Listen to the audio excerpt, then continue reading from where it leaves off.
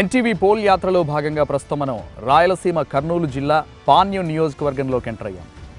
ఇక్కడ ప్రజలు ఎటువంటి సమస్యలు ఎదుర్కొంటున్నారు, ప్రజల చేత ఎన్నుకోబడిన ప్రజాప్రతినిధులు ఇక్కడి ప్రజలకు ఏం చేశారు, రాజకీయ పార్టీల గురించి నాయకుల గురించి వీళ్ళేమనుకుంటున్నారు, వారి మనోగతాన్ని మనము విందాం.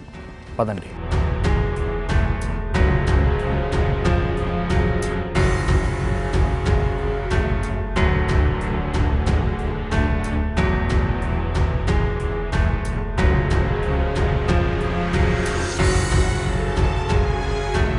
నమస్తే సార్. నమస్తే సార్. ఏం చేస్తుంటారు సార్ మీరు? నేను ఒలింపిక్ అసోసియేషన్ సెక్రటరీ స్పోర్ట్స్. ఎట్లా ఉంటుంది సార్ ఇక్కడ ఫెసిలిటీస్ ఎట్లా ఉన్నాయి ఈ గ్రౌండ్లో?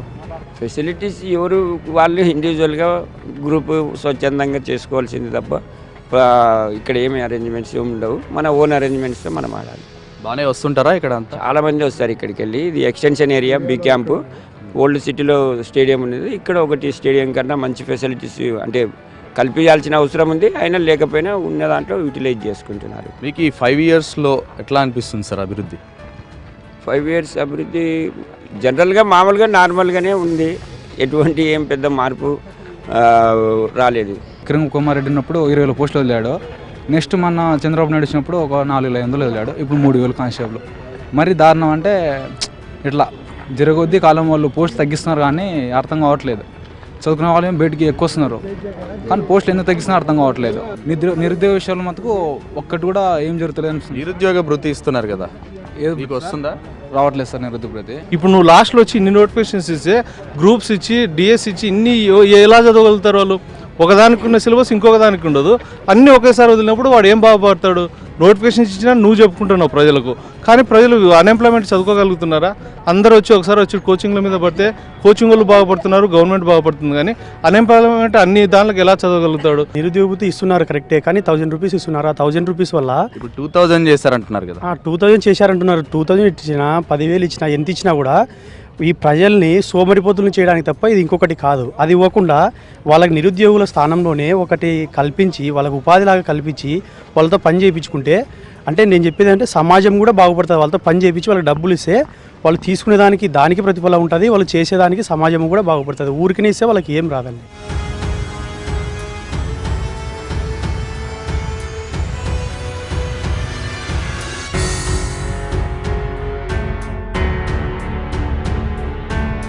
ప్రస్తుతం మనం పాణ్యం నియోజకవర్గంలోని ఓర్వకల్లు మండలం నన్నూరు గ్రామంలో ఉన్నాం. ఇక్కడ కొంతమంది ప్రజలు ఉన్నారు, వారి అభిప్రాయాలను వారి సమస్యలను తెలుసుకున్నాం.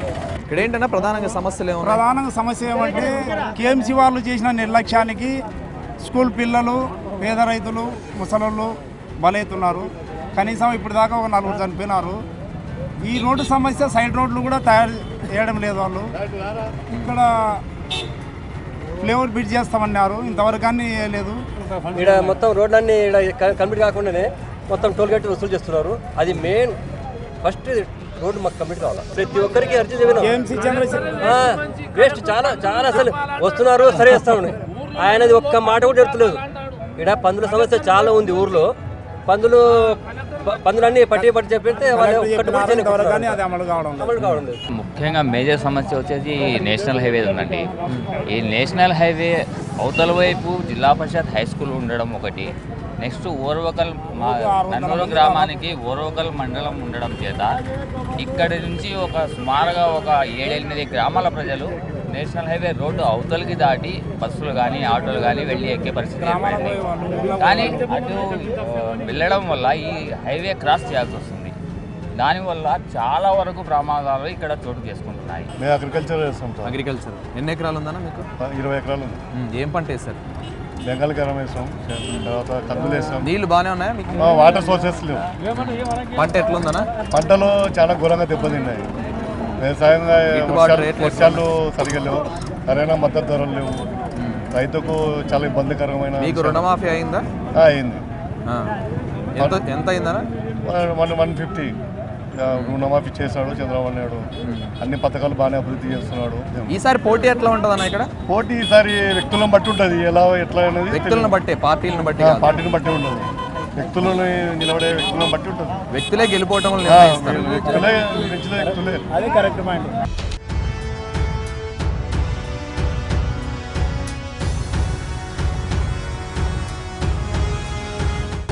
ఓర్వకల్లు మండలంలో ఉన్నాం. ఇక్కడ కొంతమంది ప్రజలు ఉన్నారు.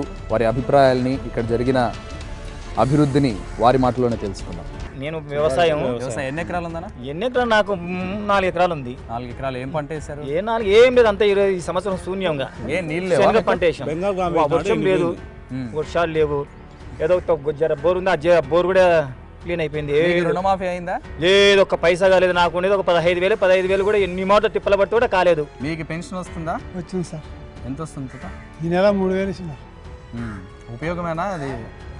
ఉపయోగం ఉండదు, డబ్బు వచ్చిన తర్వాత ఉపయోగం పెట్టకుండా ఉండదు. ఇక్కడ ఏమున్నాయి సమస్యలు ఈ ఊర్లో? మా ఊర్లో దండి కూడా ఒక్క సమస్య కూడా లేదు. అన్ని ఎవరైనా తెలుసలే ఆ రోడ్లో సమస్యలు ఎవరికి ఇచ్చినా సార్. ఇప్పుడు ఇచ్చినా ఆయన ఈ పింఛను ఇంత ఎలక్షన్ సంటులో, లేకపోతే ఏం ఆయన చూసిలేమా? 4 సంవత్సరం చూసినా ఏమిటి బలాన్ని చేసిన రమ్మని నాయకులను ఈ ఊర్లో ఒక్క రాసి ఆయన మాత్రం చేసిన బైరెడ్డి మాత్రం అప్పట్లో. ఇది వచ్చినా ఈయన ఏం చేసినా ఇప్పుడు చెప్పమని అది చరిత్ర ఉంది. ఆమెకు అధికారం ఇస్తే చేసేది ఏడు లేదు. ఇప్పుడు ఎలక్షన్ సంట 3,000 ఇచ్చినాడు. అదే 4.5 ఏళ్ళకి ఇచ్చింటే మొక్కుతురు ఇంకా ఆయనకు అందరూ. 4 ఎకరాలు కండిషన్ కన్నీ పోయింది, ఏది లేదు. ఏం నీళ్ళు లేవా? నీళ్ళు లేవు వర్షానికి. బోర్ నీళ్ళు కూడా ఉండవు. బోర్ లేదు, ఏది లేదు. ఇంకా నష్టపరిహారం రాసి ఏం రాలేదు. ఇది మీకు రుణమాఫీ కాలేదు? రుణమాఫీ కాలేదు. ₹1,00,000 సబ్సిడీ అంటున్నాడు. 50% వాళ్ళు తినేస్తుంటారు, 50% సేల్ తీసుకుంటారు. ఈసారి పోటీ ఎట్లా ఉంటుంది అనుకో? ఓటు అయితే టగ్గఫర్ ఉంటుంది. మళ్ళీ ఎవరెవరికి ఉంటుంది? మా ఈయన వైఎస్ఆర్సీపీ, టీడీపీ, జనసేనకు ఉంటుంది. పోటీ రసవత్తరంగా ఉంటుంది. రసవత్తరంగా 4 పార్టీలు, టీడీపీ, కాంగ్రెస్, జనసేన అన్నీ ఉంటాయి.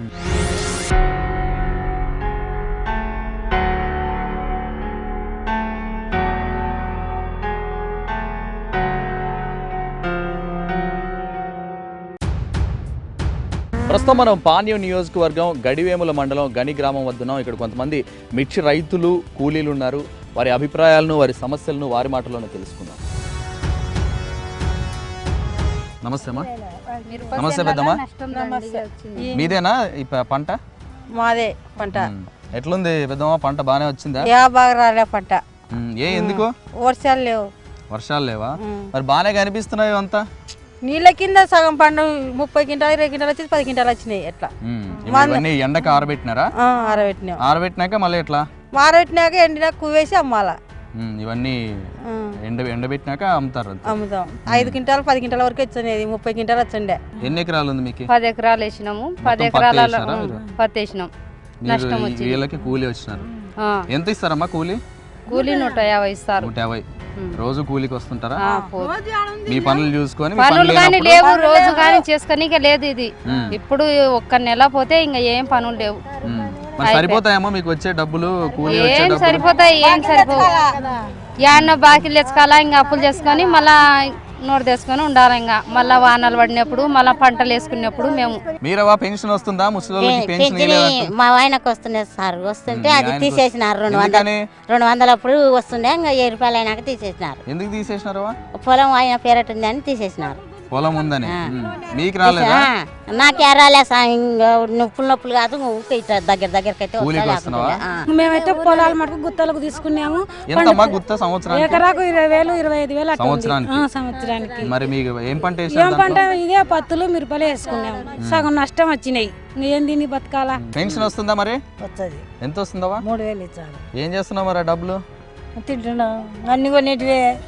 నూనె కొనాలా, రోగాలు. మీ పిల్లలు ఉన్నారా? పిల్లలు లేరు, వాళ్ళు లేరు. మీ పెన్షన్ డబ్బులతోనే బతుకుతున్నారు. మాకేం లేదన్నా, చేసుకొని తినాలా లేకపోతే లే. అంతే. మీరు కూలీకే? పొలం ఏం లేదా? ఏం లేదు. బిడ్డకి 2 పిల్లలు. అది లేదు. ఎన్ని రోజులు ఉంటుందమ్మా పని? 1 వారం. మీ పాపను కూడా తీసుకొచ్చారా మరి పనికి? తినాలి కదన్నా, కడుపుకి అన్నాము. మాకు అన్ని రేట్లు ఎక్కిస్తున్నారు, మీరు తగ్గియాలా?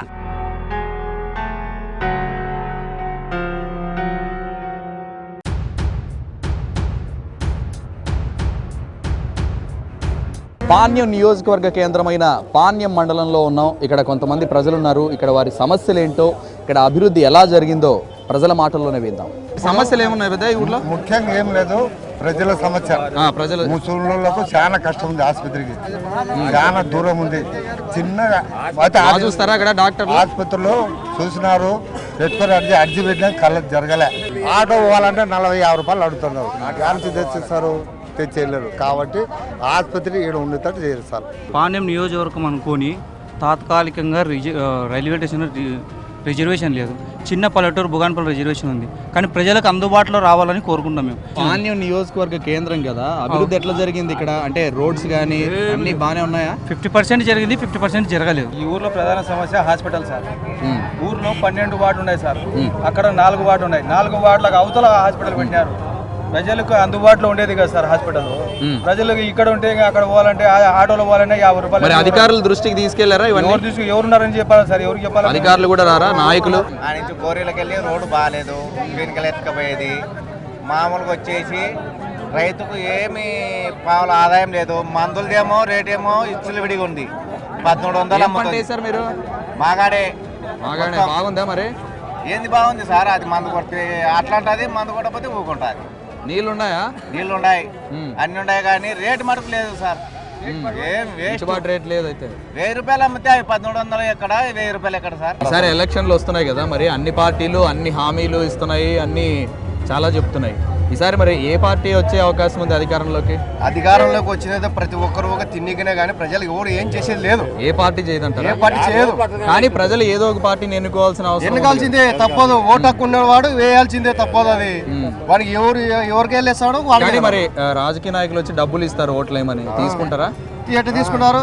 నిజాలుగా పుట్టిన వాళ్ళు అయితే మాత్రం తీసుకోకుండా ఉన్నారంటారా ప్రజలు? ఉన్నారు కానీ వీళ్ళు ప్రతిపక్ష వాళ్ళు ఉండరు కదా. ఓకే, పక్కన వాళ్ళు ఊకున్నారు కదా. డబ్బులు తీసుకో అది అక్కడ తీసుకుంటాం, ఇక్కడ తీసుకుంటాం, ఇది ఎక్కడ వేసేది తెలియదు. రెండు వైపులా తీసుకుంటారు డబ్బులు, 2 పక్కలు తీసుకుంటారు. అట్లా తీసుకోవడం తప్పు కదా. అది తప్పు అంటే మా ఇల్లు తప్పుతుంటే నువ్వే పట్టు ఇంట్లో పెట్టిపోతుంటావు. బలవంత పెట్టి మరి చూస్తున్నాం కదా, రాజకీయ నాయకులు బలవంత పెట్టి మరి ఓటర్స్ డబ్బులు ఇస్తున్నారు. అయినా తీసుకొని వాళ్ళకి ఇష్టం వచ్చిన పార్టీకి వేస్తామంటున్నారు.